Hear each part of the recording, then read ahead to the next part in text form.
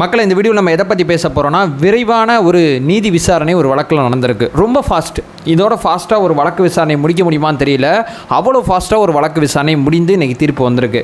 2022 பார்த்தீங்கன்னா இந்த சேனல் ஆரம்பிக்கிறதுக்கு முன்னாடி இந்த செய்தியை நான் பார்த்தேன். ஒரு பெண்ணை காதலிக்க அந்த பெண் மறுக்கிறா அப்படின்னு சொல்லி ரயிலில் தள்ளி விட்டு அந்த காதலன் கொண்டுட்டாங்க. ஸோ அந்த இறந்து போன அந்த பெண் 20 வயசு அப்போது அந்த பொண்ணுக்கு காலேஜோட 3rd இயர் படிச்சுக்கிட்டு இருந்தாங்க. இந்த பையனுக்கு 31 வயசு அந்த சமயத்தில். ஸோ சதீஷ் சத்யா அப்படிங்கிற 2 பேரோட வழக்கை பற்றி தான் இந்த வீடியோவில் நம்ம ஆவணப்படுத்தலாம். இந்த வழக்கு சில பேருக்கு இந்த வழக்கோட ஒரு பக்கம் மட்டும் தெரியும். இந்த வழக்கு நடந்துக்கிட்டு இருக்கும்போது பேரலடாக வேறு ஒரு விஷயமும் அவங்க குடும்பத்தில் நடந்துக்கிட்டே இருந்துச்சு. ரெண்டுமே சேர்த்து ஆவணப்படுத்தலாம். ஒரு காதலை ஒரு பெண் மறுத்ததுக்கு ஒரு குடும்பம் இவ்வளவு சித்திரவதைகளை அனுமதிக்கணுமா? அந்த சத்யா அப்படிங்கிற பெண்மணி மறுத்துட்டாங்க. அவங்களோட தங்கச்சிலாம் என்ன பாவம் பண்ணாங்க? ரொம்ப துயரமான ஒரு வழக்கு இந்த வழக்கு. இந்த வழக்கோட தீர்ப்பை மட்டும் நான் இங்கே பேச விரும்பலை. இந்த வழக்கில் முழுமையாக என்ன நடந்திருக்கு அப்படிங்கிற அந்த அடிப்படை புரிதல். 1995க்கு அப்புறம் தமிழக அரசியல் வரலாற்றில் நடக்காத ஒரு விஷயம் இனி இந்த வழக்கிலையாவது நடக்குமா அப்படிங்கிற மிகப்பெரிய கேள்வியை உங்கள் முன்னாடி வச்சு இந்த வீடியோவை நான் ஆரம்பிக்கிறேன். ஒன் பை ஒன்றா தெளிவாக நம்ம பார்க்கலாம். வணக்கங்கள், வாங்க பதிவுக்குள்ளே போகலாம். முதல் விஷயம் மக்களே, ஒரு காவல் குடியிருப்பில் பார்த்தீங்கன்னா சத்யா அப்படிங்கிற ஒரு பெண் இருக்காங்க. இவங்களோட அம்மா போலீஸில் இருக்காங்க. அதே நேரம் பார்த்தீங்கன்னா அதே காவல்துறையில் ஆல்ரெடி பணி செஞ்ச ஒரு குடும்பத்தில் இருக்கக்கூடிய ஒரு பையனாக இருக்கிறவர் சதீஷ்னு சொல்லி. இந்த சதீஷ் 8வது வரைக்கும் படிச்சிருக்காப்புல. பெருசாக வேலை வெட்டிக்கு எதுவும் போல, சும்மா சுற்றிட்டு இருக்கக்கூடிய ஒரு நபர். ஸோ ஒரே குடியிருப்பில் இருக்கிறதுனால இந்த சத்யாவுக்கும் சதீஷுக்கும் இடையில் காதல் மலருது. ஸோ 2 பேரும் ஒன்றா பைக்கில் போகிறாங்க, வர்றாங்க, சுற்றுறாங்க.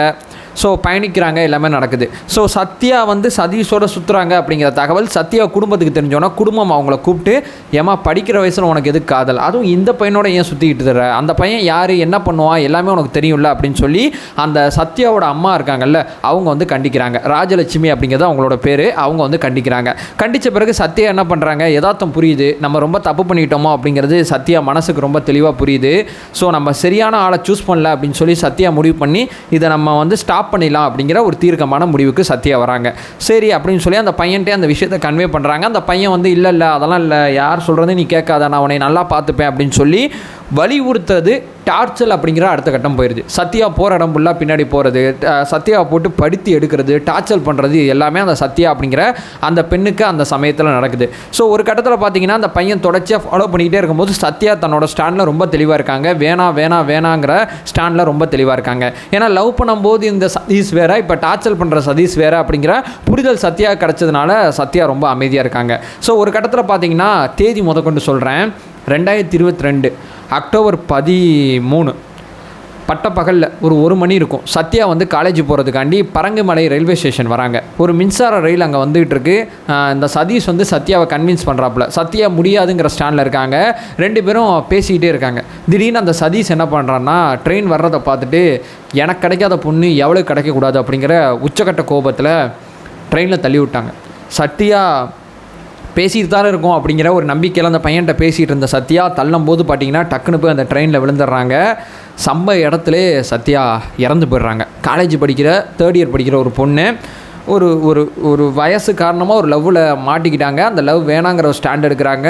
அந்த பையன் நீ லவ் பண்ண, நீ என்னை கல்யாணம் தான் பண்ணி ஆகணுங்கிற ஒரு டார்ச்சல் கொடுக்குறாங்க. பையன் மாறுறது குடும்பம் சொன்னது சரின்னு படுது. சத்யா ரொம்ப ஸ்ட்ராங்காக இருந்தாங்க அவங்க டிசிஷனில். அந்த பையன் சத்யாவை தள்ளி விட்டு கொண்டுட்டாப்புல. ஸோ இந்த வழக்கு தமிழகத்தில் அந்த சமயத்தில் பெரிய அதிர்வலைகளை ஏற்படுத்தினுச்சு. ஒரு பொண்ணுக்கு ஒரு காதல் வேணான்னு சொல்கிறதுல உரிமை இல்லையா? ஒரு பெண் வேணான்னு சொல்லும்போது நம்ம ஒதுங்கி போகிறது தானே சரியானதாக இருக்கும். அதே நேரத்தில் ஒரு பையன் ஒரு பொண்ணை வேணான்னு சொல்லும்போது அந்த பொண்ணும் ஒதுங்கி போகிறது தானே சரியாக இருக்கும். அதை டார்ச்சல் பண்ணுறதுனாலையும் ரொம்ப ஸ்ட்ரெஸ் பண்ணுறதுனாலையும் அந்த காதல் அடுத்த கட்டம் மலருமா, அந்த காதல் ஆரோக்கியமாக இருக்குமா அப்படிங்கிற பல்வேறு விதமான விவாதங்கள் அந்த சமயத்தில் எழுந்துச்சு. ஸோ உடனடியாக அந்த வழக்கு பார்த்திங்கன்னா சிபிசிஐடி போலீஸார் விசாரணைக்கு மாற்றப்படுது. இந்த வழக்கில் பார்த்தீங்கன்னா ஒரு 3 மாதத்தில் குற்றப்பத்திரிகை தாக்கல் பண்ணிட்டாங்க. ரொம்ப ஃபாஸ்ட், ரொம்ப ஃபாஸ்ட்டு. சிபிசிஐடி போலீஸார் இந்த வழக்கை ரொம்ப டேக் ஓவர் எடுத்து பண்ணது காரணம் என்ன தெரியுமா? சத்யா இறந்து போயிட்டாங்க அப்படிங்கிற செய்தி அவங்க அப்பாவுக்கு தெரிஞ்சோன்னே அவங்க அப்பா தற்கொலை பண்ணிக்கிட்டாங்க. சில மணி நேரங்களில் தன்னுடைய பொண்ணை இழந்துட்டோன்னு தெரிஞ்சோன்னே நம்ம சொன்ன ஒரு அறிவுரையை கேட்டு நம்ம பொண்ணு ஸ்ட்ராங்காக ஒரு டிசிஷன் எடுத்ததுனால நம்ம பொண்ணு இன்றைக்கி இல்லை அப்படிங்கிற தகவல் அந்த தகப்பனுக்கு தெரிஞ்சோன்னா அந்த தகப்பனை இறந்து போயிட்டாங்க. 2 பேரோட மரணம் நிகழ்ந்துருச்சு. கொஞ்ச நாளில் ஒரு 1.5 மாதம் இருக்கும் அவங்க தாயும் இறந்து போயிட்டாங்க. தாய் ஆல்ரெடி புற்றுநோயில் சிகிச்சை பெற்று இருந்தாங்க. சத்யா தன்னுடைய கணவரோட மரணத்தை அவங்களால தாங்கிக்க முடியல, அவங்களும் இறந்து போயிட்டாங்க. மிச்சம் 2 தங்கச்சி. ஒரு தங்கச்சி இன்றைக்கி காலேஜ் படிக்கிறாங்க, அன்றைக்கி ஸ்கூல் போயிட்டு இருந்தாங்க. இன்னொன்று தங்கச்சிக்கு இன்றைக்கி 3 வயசு ஆகுது, அன்றைக்கி அந்த தங்கச்சிக்கு ரொம்ப ரொம்ப சின்ன வயசு. ஸோ 2 தங்கச்சியுமே நடு ரோட்டில் நிற்கிறாங்க. சத்யாவோட தாய்மாமன் சொல்லலாம். சத்யாவோட தாய்மாமன் அப்படிங்கிறவர் தான் அந்த குடும்பத்தை டேக் ஓவர் பண்ணி வளர்த்து கொண்டு வந்துக்கிட்டு இருக்காரு. இந்த வழக்கையும் அவர் தான் பார்த்துக்கிட்டு இருக்கார். ஸோ ஒரு பெண் ஸ்ட்ராங்காக தன்னுடைய குடும்பத்தோட பேச்சை கேட்டு காதல் வேணான்னு முடிவெடுத்ததுனால அந்த குடும்பத்தில் தாய் இறந்து போயிடுறாங்க, தகப்பன் இறந்து போயிடுறாங்க. எந்த தப்பும் பண்ணாத 2 தங்கச்சி ரோட்டில் நிற்கிறாங்க. ஏதோ தாய்மாமன் இருந்ததுனால அந்த 2 தங்கச்சிக்கு ஒரு அரவணைப்பு கிடச்சிருக்கு. ஸோ இந்த வழக்கு விசாரணை இவ்வளோ வேகமாக நடந்ததுக்கு அந்த குடும்பத்தில் ஒரு மரணத்துக்கு அப்புறம் நடந்த மிக முக்கியமான சில சம்பவங்கள்னால தான் இந்த வழக்கு விசாரணை ரொம்ப சென்சிட்டிவாக காவல்துறை எடுத்துகிட்டு போனாங்க. ரொம்ப தீர்க்கமாக விசாரித்தாங்க. சதீஷ் அப்படிங்கிறவருக்கு இந்த வழக்கு விசாரணை முடிகிற வரைக்கும் ஜாமீனே கிடைக்கல, ஜெயிலுக்குள்ள தான் அந்த மனுஷன் இருந்தாப்புல. ஸோ அந்த வழக்கு விசாரணை பார்த்தீங்கன்னா மகளிர் நீதிமன்றத்தில், சென்னை சிறப்பு மகளிர் நீதிமன்றத்தில் அந்த வழக்கு விசாரணை தாக்கல் செய்யப்படுது. குற்றப்பத்திரிகை மேலே பார்த்தீங்கன்னா 1 வருஷம் 8 மாதத்துக்குள்ளே விசாரணை முழுக்க முடிச்சுட்டாங்க. 70 சாட்சி இந்த வழக்கில் விசாரித்தாங்க. 70 சாட்சியும் இந்த வழக்கில் குற்றவாளி சதீஷ் தான் அப்படிங்கிறத நிரூபிக்கும் விதத்தில் சாட்சி சொன்னாங்க. எல்லாத்தையும் பார்த்த நீதிபதி என்ன பண்ணிட்டாங்க, இந்த குற்ற பின்னணி முழுக்க முழுக்க சதீஷோட இன்டென்ஷனால் தான் நடந்திருக்கு, இப்படிப்பட்ட தவறான இன்டென்ஷன் இந்த மனுஷனுக்கு இருக்குது அப்படிங்கிற விஷயத்தை பூர்த்தி பண்ணிட்டாங்க. அரசு தரப்பு ரொம்ப தெளிவாக இருந்தாங்க, உச்சபட்ச தண்டனை கொடுக்கணும். ஒரு பெண் லவ் பண்ண மாட்டேன்னு சொல்கிறதுக்கு அந்த பொண்ணை கொல்றது எப்படிப்பட்ட சமூக ஒரு சீர்கேடு. இந்த சீர்கேடு இனிமேல் யாரோட மைண்ட்லேயும் வரக்கூடாது, இந்த வழக்கு முன்மாதிரியாக இருக்கணும் அப்படிங்கிற உச்சபட்ச தன்னுடைய வாதத்தை முன் வச்சாங்க. ஸோ சதீஷ் தரப்பில் இந்த வழக்கு விசாரணை தீர்ப்பு வரப்போது உங்கள் தரப்பில் எதுவும் சொல்ல விரும்பலான்னு கேட்கும்போது, எங்கள் அப்பா அம்மாவை நான் நல்லா பார்த்துக்கணும், வயசானவங்க அப்படிங்கிற ஒரு தளர்த்த குரலில், ஒரு கண்ணீர் சிந்துற குரலில் குறைந்தபட்ச தண்டனை எனக்கு கொடுங்க, தண்டனை வேணாம் நான் சொல்கிறேன், குறைந்தபட்ச தண்டனை கொடுங்க அப்படிங்கிற ஒரு விஷயத்தை அவர் சொன்னார். ஸோ எல்லாத்தையும் பார்த்த நீதிபதி என்ன பண்ணாங்கன்னா, வழக்கோட தீர்ப்பை நான் 30ஆம் தேதி ஒத்தி வைக்கிறேன்னு சொல்லி 30ஆம் தேதி இந்த வழக்கு லிஸ்ட் அவுட் செய்யப்படுது. தூக்கு தண்டனை அப்படிங்கிற ஒரு விஷயம் வருது.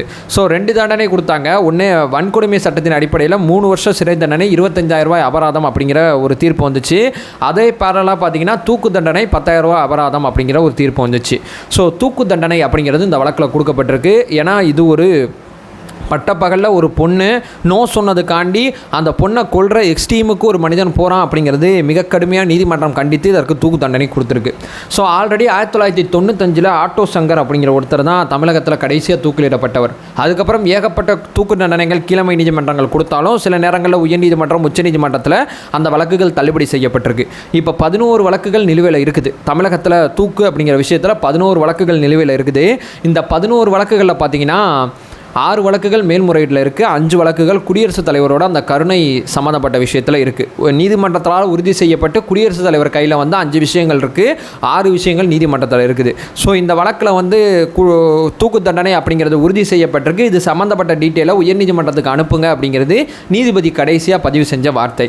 இந்த வழக்கில் தூக்கு தண்டனை அப்படிங்கிறது வழக்கம் போல் பல நீதிமன்றங்களில் ரத்து செய்யப்படுமா, இல்லை இதில் தூக்கு தண்டனை ரொம்ப ஸ்ட்ராங்காக இருக்குமா, இல்லை ஆட்டோ சங்கருக்கு அடுத்து 2024 இவருக்கு தூக்கு அப்படிங்கிற செய்தி, அல்லது 2025 இவருக்கு தூக்கு அப்படிங்கிற ஒரு 25 வருஷத்துக்கு அப்புறம் இந்த வரலாறு பிரேக் செய்யப்படுமா?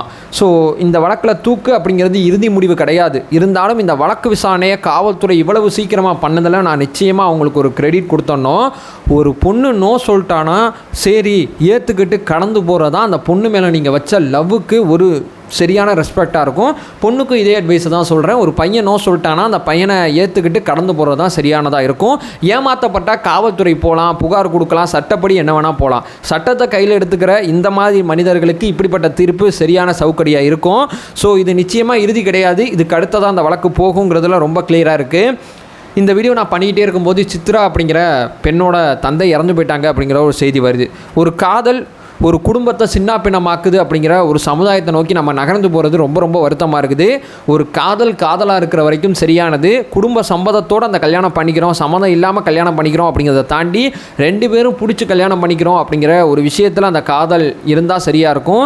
காதல் டார்ச்சராக மாறும்போது சட்டம் கையில் எடுத்து இந்த மாதிரி காதலர்கள் நடந்துக்கிறது ரொம்ப அநாகரிகமாக இருக்குது. ஸோ சதீஷ் வழக்கு தான் தமிழகத்தோட கடைசி காதலிகளுக்காண்டி கொலை செய்யப்பட்ட வழக்காக இருக்கணும். இந்த வழக்கோட தீர்ப்பு அடுத்த கட்டமாக எப்படி போகுது, என்ன நடக்குது அப்படிங்கிறத நம்ம பொறுத்து பார்க்கலாம்.